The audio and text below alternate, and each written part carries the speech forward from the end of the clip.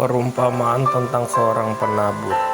Pada hari itu keluarlah Yesus dari rumah itu dan duduk di tepi danau. Maka datanglah orang banyak berbondong-bondong lalu mengurumuni dia, sehingga ia naik ke perahu dan duduk di situ. Sedangkan orang banyak semuanya berdiri di pantai, dan ia mengucapkan banyak hal dalam perumpamaannya kepada mereka. Katanya, adalah seorang penabur keluar untuk menabur. Pada waktu ia menabur, sebagian benih itu jatuh di pinggir jalan. Lalu datanglah burung dan memakannya sampai habis. Sebagian jatuh di tanah yang berbatu, yang tidak banyak tanahnya. Lalu benih itu pun segera tumbuh, karena tanahnya tipis. Tetapi sesudah matahari terbit, layulah ia dan menjadi kering karena tidak berakar. Sebagian lagi jatuh di tengah semak berduri, lalu makin besarlah semak itu dan menghimpitnya sampai mati. Dan sebagian jatuh di tanah yang baik lalu berbuah, ada yang 100 kali lipat, ada yang 60 kali lipat, ada yang 30 kali lipat. Siapa bertelinga, hendaklah ia mendengar.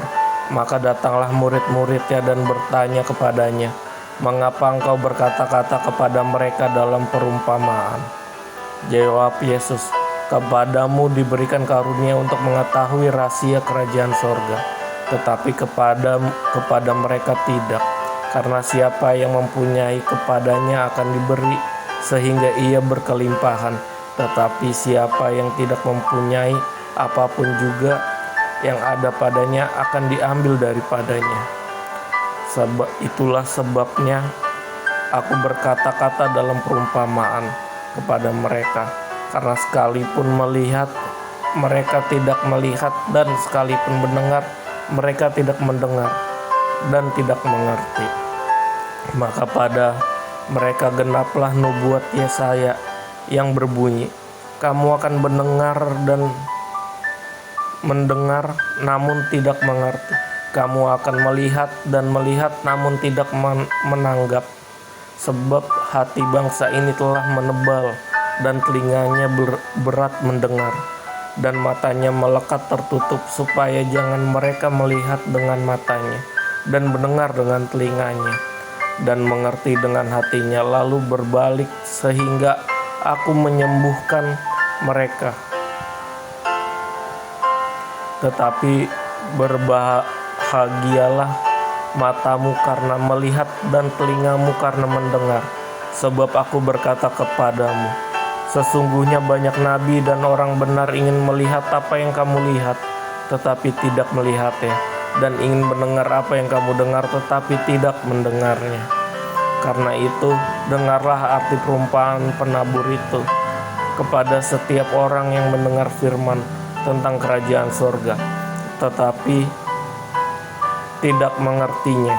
Datanglah si jahat dan merampas yang ditaburkan dalam hati orang itu. Itulah benih yang ditaburkan di pinggir jalan. Benih yang ditaburkan di tanah yang berbatu ialah yang mendengarkan firman itu dan segera menerimanya dengan gembira. Tetapi ia tidak berakar dan bertahan sebentar saja. Apabila datang penindasan atau penganiayaan karena firman itu, orang itu pun segera murtad. Yang ditaburkan di tengah semak duri ialah orang yang mendengarkan firman itu, lalu kekhawatiran dunia ini dan tipu daya kekayaan menghimpit firman itu sehingga tidak berbuah. Yang ditabur di tanah yang baik ialah orang yang mendengarkan firman itu dan mengerti, dan karena itu ia berbuah. Ada yang 100 kali lipat, ada yang 60 kali lipat, ada yang 30 kali lipat. Perumpamaan tentang lalang di antara gandum. Lalang berarti. Yesus membentangkan sesuatu perumpamaan lain lagi kepada mereka. Katanya, hal kerajaan sorga itu seumpama orang yang menaburkan benih yang baik di ladangnya. Tetapi pada waktu semua orang tidur, datanglah musuhnya menaburkan benih lalang di antara gandum itu. Lalu pergi ketika gandum itu tumbuh dan mulai bulir, nampak jugalah lalang itu. Maka datanglah hamba-hamba tuan ladang itu kepadanya dan berkata, "Tuan, bukankah benih baik yang Tuan taburkan di ladang Tuan, dari manakah lalang itu?" Jawab tuan itu, "Seseorang musuh yang melakukannya." Lalu berkatalah hamba-hamba itu kepadanya, "Jadi maukah Tuan supaya kami pergi mencabut lalang itu?"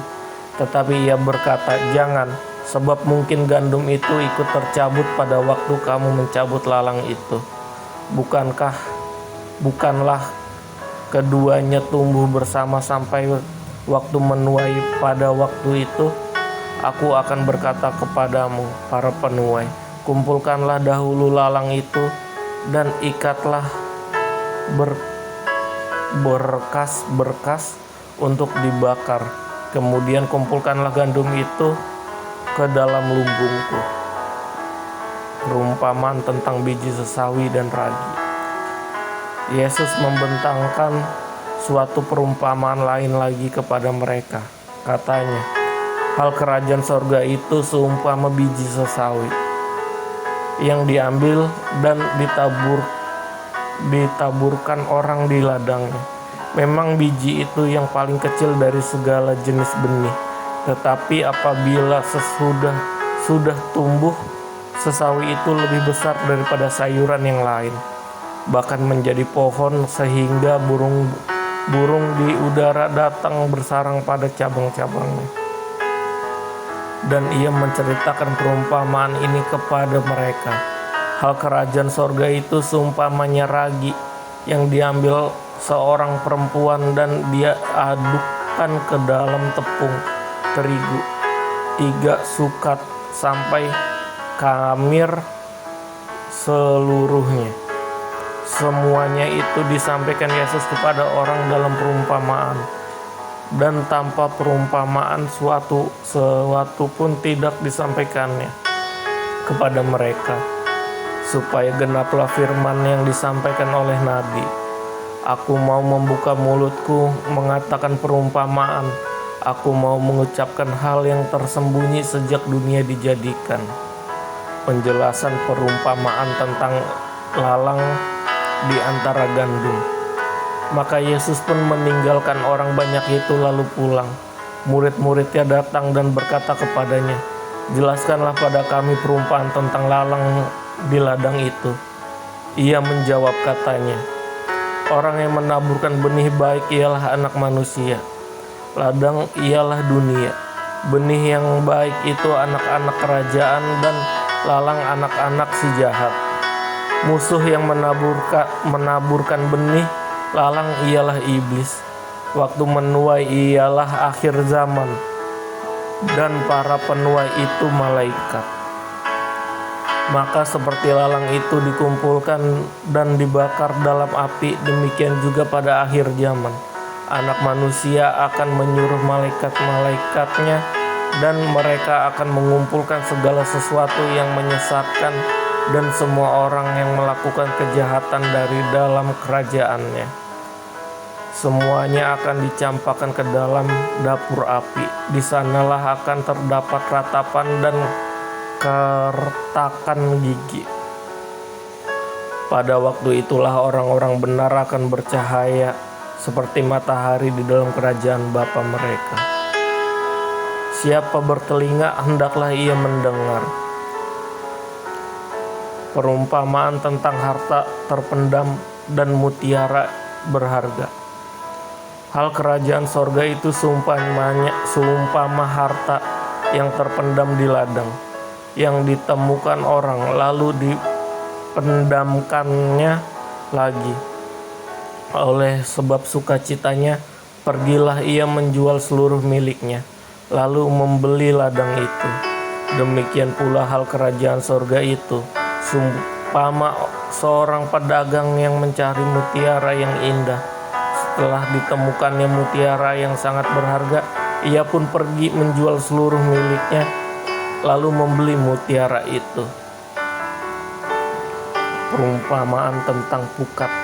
Demikian pula hal kerajaan sorga itu, seumpama pukat yang dilabuhkan di laut, lalu mengumpulkan berbagai jenis ikan. Setelah penuh, pukat itu pun diseret ke pantai. Lalu duduklah mereka dan mengumpulkan ikan yang baik ke dalam pasu, dan ikan yang tidak baik mereka buang. Demikianlah juga pada akhir zaman. Malaikat-malaikat akan datang memisahkan orang jahat dari orang benar, lalu mencampakkan orang jahat ke dalam dapur api. Di sanalah akan terdapat ratapan dan kertakan gigi. Mengertikah kamu semuanya itu?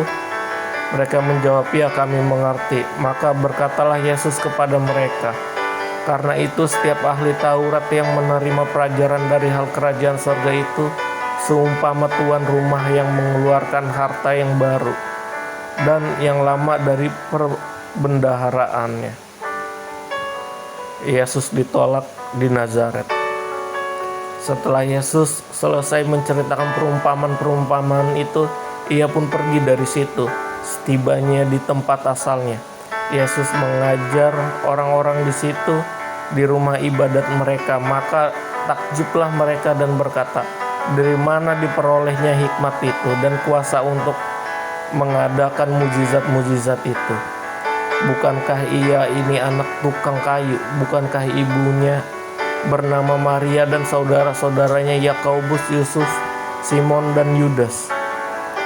Dan bukankah saudara-saudaranya perempuan semuanya ada bersama kita? Jadi dari mana diperolehnya semua itu? Lalu mereka kecewa dan menolak dia. Maka Yesus berkata kepada mereka, seorang nabi dihormati di mana-mana kecuali di tempat asalnya sendiri dan di rumahnya. Dan karena ketidakkepercayaan mereka, tidak banyak mujizat diadakannya di situ.